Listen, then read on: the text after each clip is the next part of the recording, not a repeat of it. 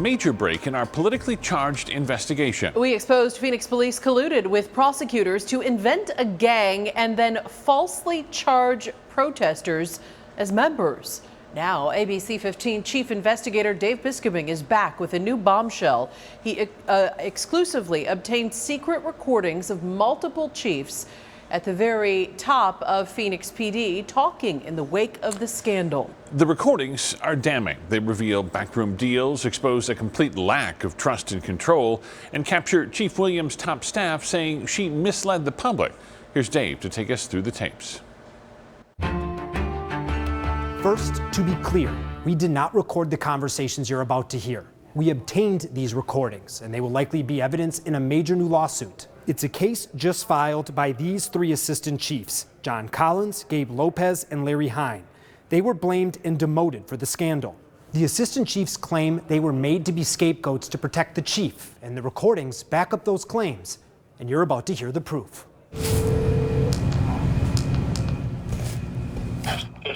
Mike. You're listening to a phone call between two chiefs on the 4th floor of Phoenix PD. It's Assistant Chief John Collins and his boss, Executive Assistant Chief Mike Kurtenbach, the department's second in command. I'll just say it. You now have to say it. You just got anyway, I'll just leave it at that. It's August 13th, 2021, the day after Phoenix publicly released the results of an outside investigation by a law firm into the protest scandal. The investigation found Collins, Lopez, and Hine attended a planning meeting with the county attorney's office days before prosecutors decided to charge protesters as gang members. The three assistant chiefs swore they informed Kurtenbach and Williams about the plan repeatedly. Williams and Kurtenbach told outside investigators they didn't know and remained in the dark. I don't remember the conversation we had. That doesn't mean that it didn't happen. I don't remember. But what I do remember, and Gabe confirmed, was that by October 30th, Biskobing was already tweeting about the gang charges. So this whole idea and the way PAB scours social media and the way they report to this floor, I'm actually sitting up here, I have a 5 o'clock.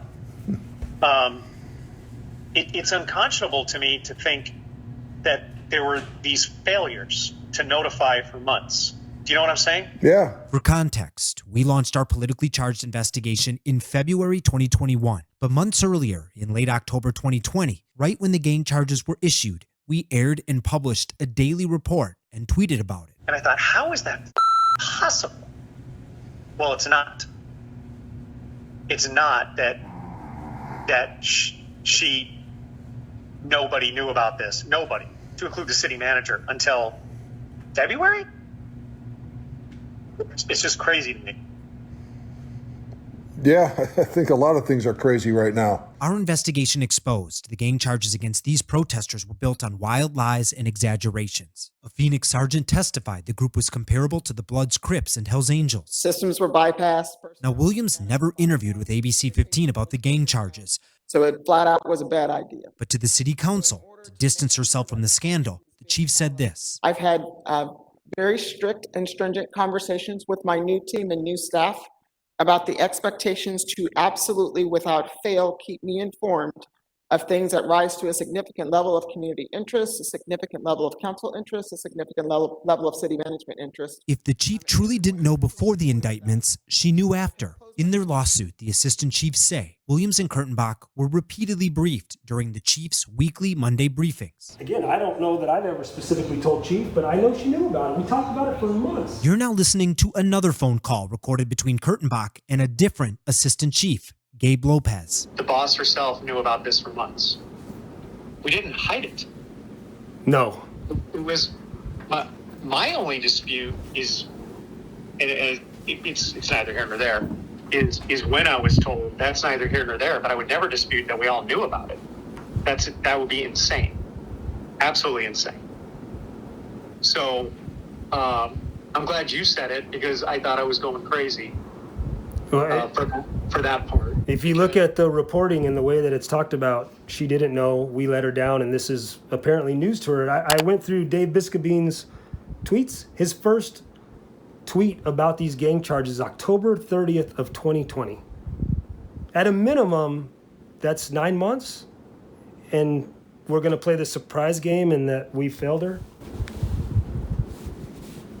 Yeah, it's interesting that you bring that up. It's very interesting because you and I both know that PAD scours social media, and especially a guy like Dave Biscobin. In plain language, Chief Williams' top cops, including her number 2 right-hand man, all say she knew about the protest gang charges, and she didn't do a thing until our investigation exposed the corruption. It's obviously she wants to keep her job. I get it.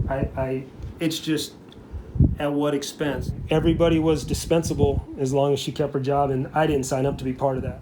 Now, what you just saw is significant. It's the chief's top cops calling her out and outlining the deception, dysfunction, and distrust at the top of one of America's largest law enforcement agencies. But in response, this is all that a Phoenix PD spokesperson sent us.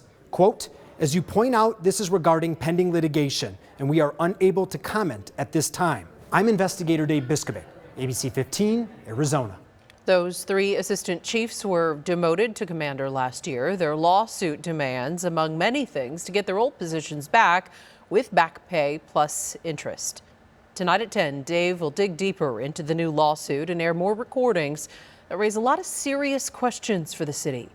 You can find all of Dave's reporting going back to when he broke the story of those fake gang charges against protesters.